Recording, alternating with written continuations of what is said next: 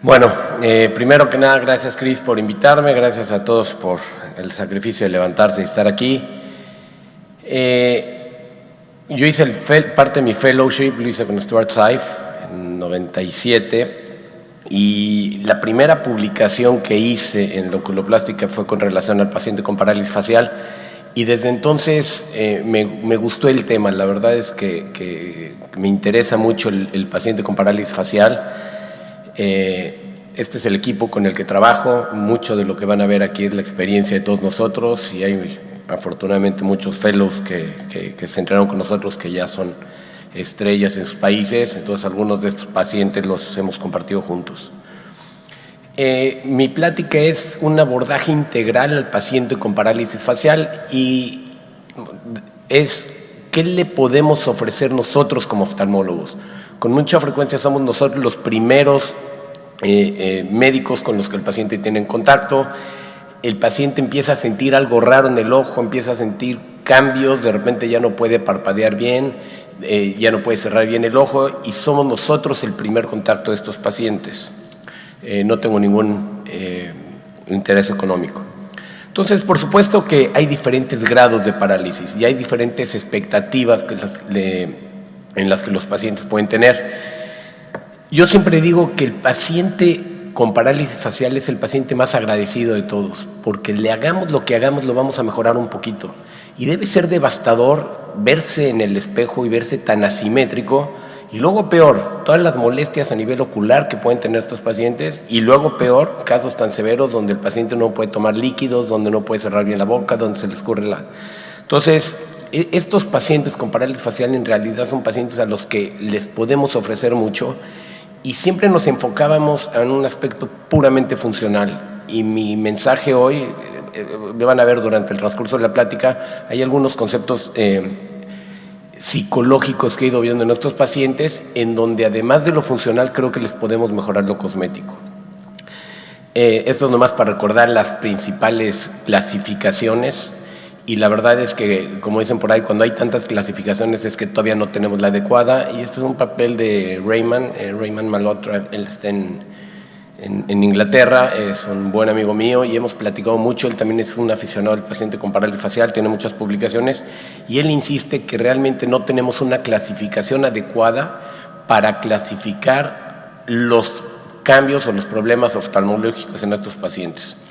Entonces, el primer tema es que en paciente con parálisis facial hay dos puntos en los que nos tenemos que enfocar: los ojos y la boca.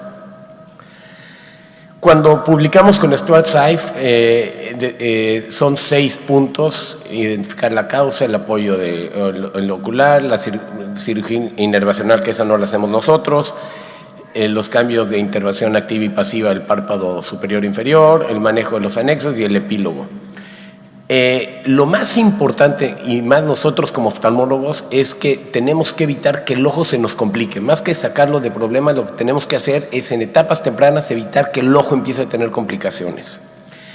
Y hay algo dentro de la exploración que tenemos que hacer, y esto lo saben todos ustedes, que es el ver el fenómeno de Bell, pero hay una parte en la exploración que con mucha frecuencia se nos olvida, y yo le insisto mucho a los residentes que es bien importante hacerlo, que es la sensibilidad corneal. Y si recordamos cómo es la anatomía del nervio facial, al nivel del ángulo cerebelo-pontino, el 5, el trigémino, que es el que le da la inervación a la córnea, y el nervio facial van juntos. Cuando hay una lesión en ese nivel, se puede afectar tanto el facial, por supuesto, que es muy evidente y es lo que vemos nosotros, pero también el trigémino.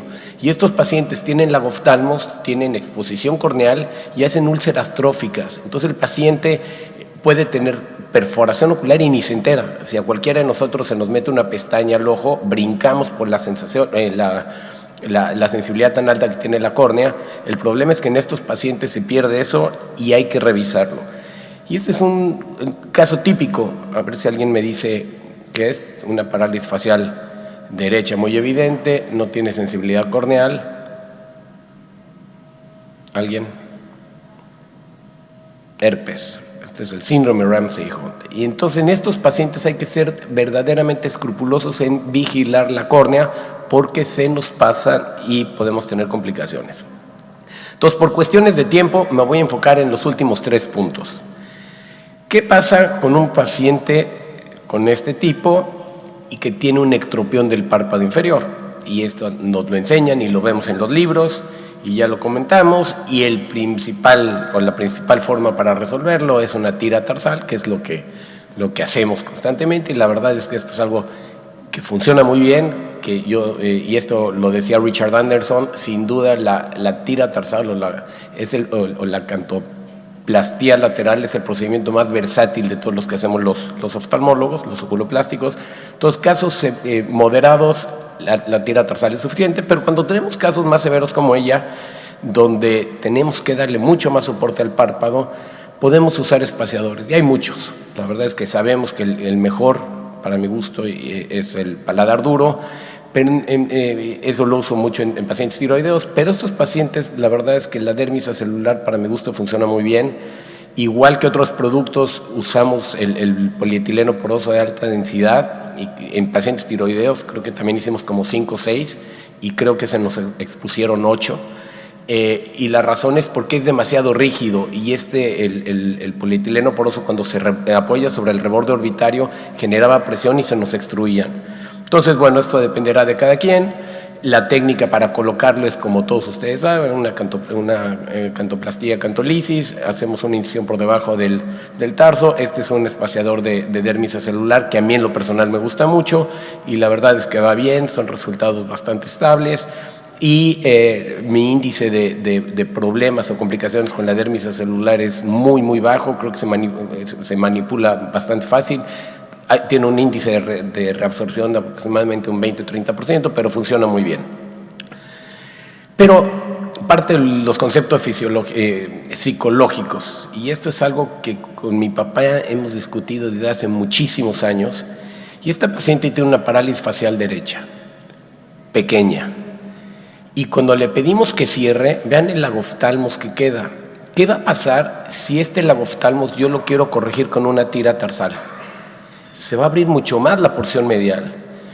Pero por el contrario, ¿qué pasa si yo manejo el canto medial? Y esto es parte de lo que muy bien nos platicó Ariel.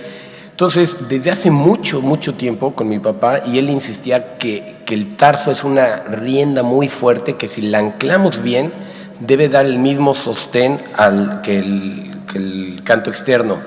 Hay mucha gente, por el contrario, que piensa que esto no dura. Y la realidad es que tiene mucho más movilidad y más peso el canto medial que el canto lateral.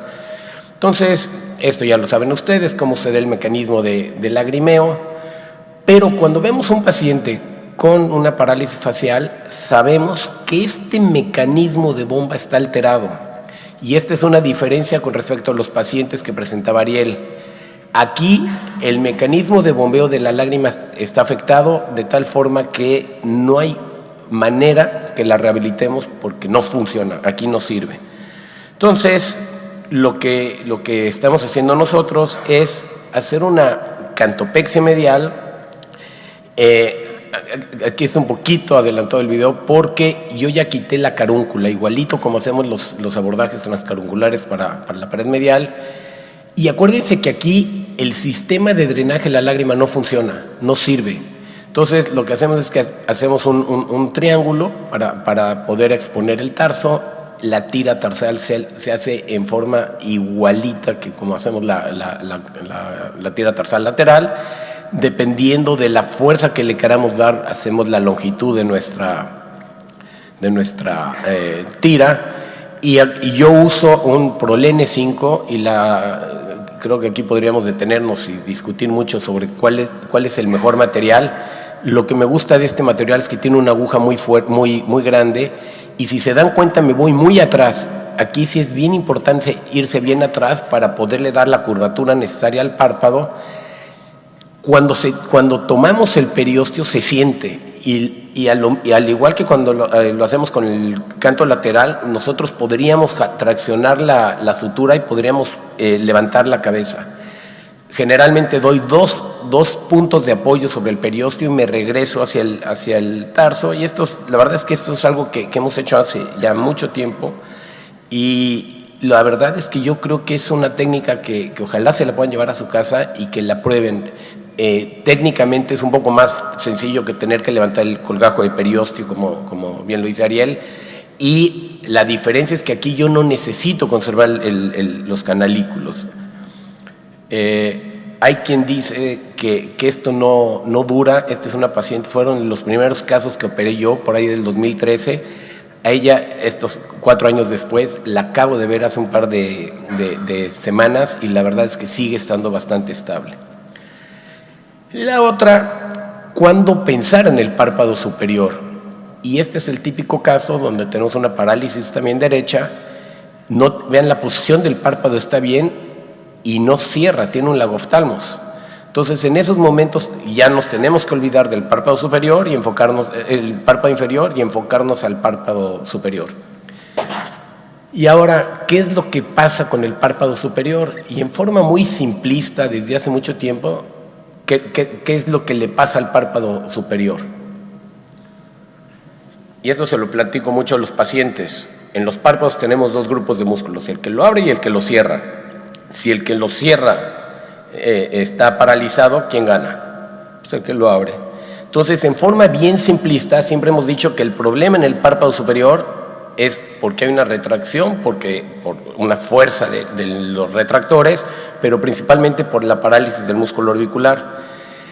Pero les voy a comentar algo, quiero que vean esto. Cuando nosotros vemos para abajo, se relaja el músculo, el recto superior, el recto inferior se contrae, y en teoría, dentro de estos movimientos sacádicos del ojo, ¿qué debería pasar con el párpado? El músculo elevador debería acompañar al trayecto, ¿estamos de acuerdo? Y cuando cerramos, pasa lo contrario, se relaja el músculo que abre, se contrae el orbicular y se cierra. Pero vean este paciente. Una parálisis derecha, los movimientos también, por supuesto, pero no baja bien ese párpado. A pesar de que en teoría estos movimientos sacádicos no están alterados, ese párpado no baja bien. Y si realmente fuera todo un tema de parálisis del orbicular, pues cuando nosotros cerramos, debería bajar el párpado. Y entonces, este otro caso, vean el ojo izquierdo, tiene una parálisis y cuando yo le pido que vea para abajo, se queda retraído el párpado. Entonces, hace ya algunos años, por ahí del 2002, un grupo de ingleses empezó a hablar de un término que se llama tixotropia. ¿Quién lo ha oído? ¿Quién ha oído hablar de tixotropia? Ok. La realidad es que es un concepto del cual hablamos muy poco y tiene mucha lógica. ¿Qué es la tixotropia? Es que se forma fibrosis en los puentes de actina y miosina en el músculo y entonces hay una fibrosis, hay una cicatriz en el músculo y estamos hablando del músculo elevador. Si recordamos los estrabismos paralíticos, ¿qué es lo que hacen los estrabólogos? Si yo tengo una parálisis del recto interno, mi ojo se va a ir hacia afuera y entonces para tratar de compensarlo le ponen toxina botulínica al recto interno para evitar la fibrosis y que el ojo se enderece. Bueno, pues ¿qué pasa si nosotros le ponemos en las etapas tempranas un poco de toxina al músculo elevador para evitar que se formen esos puentes de fibrosis en la actina y miosina y que no haya esto? Y este es el paciente ideal. Llegó conmigo un día después de que empezó a tener cambios. Vean cómo cuando ella ve para abajo, primero no cierra y el párpado se queda un poquito retraído. Aquí sí puede ser la debilidad del músculo orbicular. Le puse toxina botulínica y 2 semanas después, vean cómo ese párpado está descendido y cómo a los 2 meses otra vez vemos que cuando ve para abajo tiene la alteración en el cierre, la alteración en la disminución del parpadeo, pero cuando cierra baja mucho mejor el párpado ahí y el cierre es mucho mejor. Entonces quizá una alternativa en las etapas tempranas para evitar esta tixotropia del párpado superior sería colocar toxina botulínica. Y otro dato del cual nunca se habla, y Raymond Malhotra ya lo publicó, es que por una alteración, una disminución en la actividad en el párpado, disminuye la irrigación sanguínea a la piel. y esto genera un acortamiento de la piel. Hay un poco de cambios tróficos o atróficos en la piel. Olvídense del músculo, esto ya estamos hablando de la piel. Y entonces quizá en algunos pacientes podrían beneficiarse con un espaciador, pero no de la lamela posterior, sino de la lamela anterior, un injerto. Aquí tengo que decir que casi no lo hago. De las pesas voy a hablar muy poco, todos ustedes lo conocen. Para mí es una de las mejores técnicas. La verdad es que el beneficio que le damos a los pacientes es muy bueno. El procedimiento es relativamente sencillo. Abrimos el tarso, hay que limpiar muy bien la cara anterior del tarso. Vamos a colocar las pesas. Aquí no me voy a detener. Bien importante cubrirlas en 2 capas. Es bien importante, y esto sí es clave, cubrir la pesa con el músculo orbicular y luego con la piel. Un antes y un después. Por supuesto, tenemos que saber que la pesa tenga el peso suficiente para que pueda cerrar, pero bien importante que lo pueda abrir, y eso lo manejamos. Y este es un caso antes y después con pesa y con tira, cómo les podemos ayudar mucho a estos pacientes. Pero hay complicaciones, y una es las extrusiones, y se han reportado casos de alergia. La verdad es que yo no sé si eso era una alergia o era una inflamación crónica. En Estados Unidos hablan mucho más de alergia al oro. En México nuestra raza es muy especial, porque yo les puedo apostar que gran parte de las pesas que me hace el protesista no son de oro puro, son aleaciones, y la verdad es que no hemos tenido complicaciones, pero hay complicaciones asociadas. Y me llamó mucho la atención una publicación hace poco, y yo no sé si alguien las está usando, si alguien las conoce. Estas son cadenas de fragmentos de platino, y vean cómo pueden poner diferentes pesos con diferente número de cadenas de platino. A mí se me hace mucho más complicado y dependiendo, pero el grupo de Raymond Malhotra, otra vez allá en Inglaterra, encontró que esas cadenas tienen mucho menos riesgo de complicaciones. El manejo de los anexos, esto solo lo podemos hacer cuando la córnea está bien compensada. Durante mucho tiempo el oftalmólogo se olvidó de todo lo demás y solo manejaban los párpados, y la verdad es que nuestro campo de acción ha ido creciendo mucho. Ahora manejamos mucho el tercio medio de la cara, manejamos las cejas, y entonces en una paciente así, donde la córnea está compensada, donde ya pasó mucho tiempo con la parálisis, y por supuesto más que funcional, aquí ya es un tema cosmético, podemos ofrecer algunas otras cosas. Entonces, si yo le levanto la ceja, va a empeorar el agoftalmos, pero a lo mejor le puedo levantar la ceja, poner una pesa de oro para poder bajar el párpado y hacer un levantamiento del tercio medio de la cara. Este es un abordaje endoscópico para levantar la ceja. Yo siempre le digo a los fellows que la peor complicación que podemos tener con un abordaje endoscópico es una parálisis facial, así que el mejor paciente para aprender a hacerlas es el paciente que ya tiene una parálisis. Y lo que hacemos, esto ya lo saben todos ustedes, déjenme nomás adelantar un poquito, hacemos un despegamiento amplio del periósteo, llegamos hasta el reborde, y esta paciente levantamos la ceja, le pusimos una pesa de oro y le hicimos un levantamiento del tercio medio de la cara. Vean cómo se mejora mucho el aspecto del surco nasoyugal, incluso en la posición o la comisura labial de ese lado. Y recuerden que lo más importante es que nosotros somos oftalmólogos, entonces lo que más nos preocupa es proteger al ojo. Y las inquinesias, que este es el epílogo, la última parte de la enfermedad, y esta es una contracturas involuntarias, una inervación aberrante en los músculos de la expresión facial, y esto lo manejamos con toxina botulínica.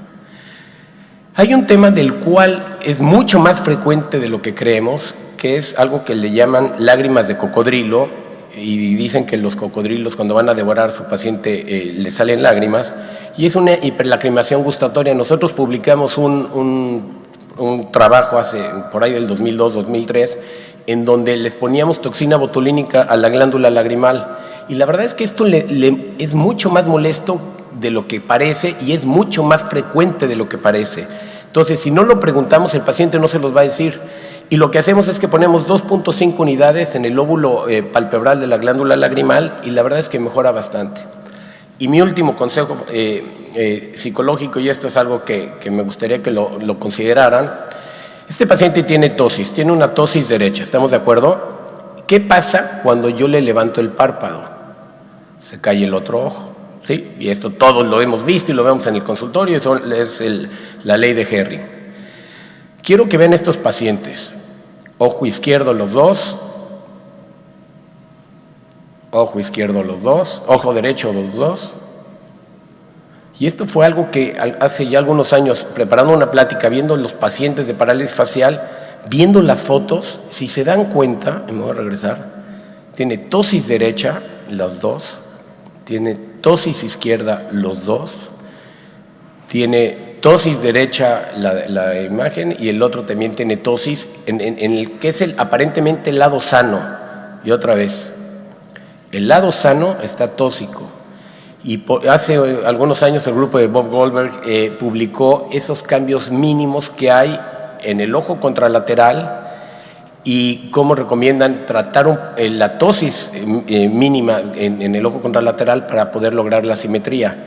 Entonces yo no sé si realmente lo que está pasando en un ojo tan expuesto como este, sin un afán de proteger el ojo contralateral, el paciente involuntariamente hace un reclutamiento para tratar está haciendo mucho más fuerza en el ojo izquierdo para ver si puede proteger algo parecido a lo que vemos con la ptosis. Entonces, bueno, esas son algunas ideas locas que por ahí tengo. ¿Qué le podemos ofrecer a los pacientes? Por supuesto, evitar las complicaciones, proteger el ojo y mejorar la función y la cosmesis. Esta es mi última plática. Ay, perdón. Sí. Ya. Esta es mi última plática. De verdad, Cris, creo que ha sido un congreso espectacular. Yossi, muchísimas gracias por todo el esfuerzo. Creo que a todos nosotros nos hacía una falta inmensa vernos. Me tengo que ir hoy, pero voy a regresar a México cargado de energía. Me hacía falta verlos, falta tocarlos, convivir, reírnos. Y bueno, creo que hoy queda más que nunca demostrado que somos una sociedad muy fuerte, una sociedad de hermanos, donde pueden pasar 2, 3, 4, 5 años y nos seguimos viendo como si nos hubiéramos visto ayer y nos seguimos riendo y divirtiendo de las mismas tonterías. Y yo no creo que haya en el mundo una sociedad oftalmológica tan fuerte, tan unida, tan sincera, tan hermandada como esta. Muchas gracias a todos.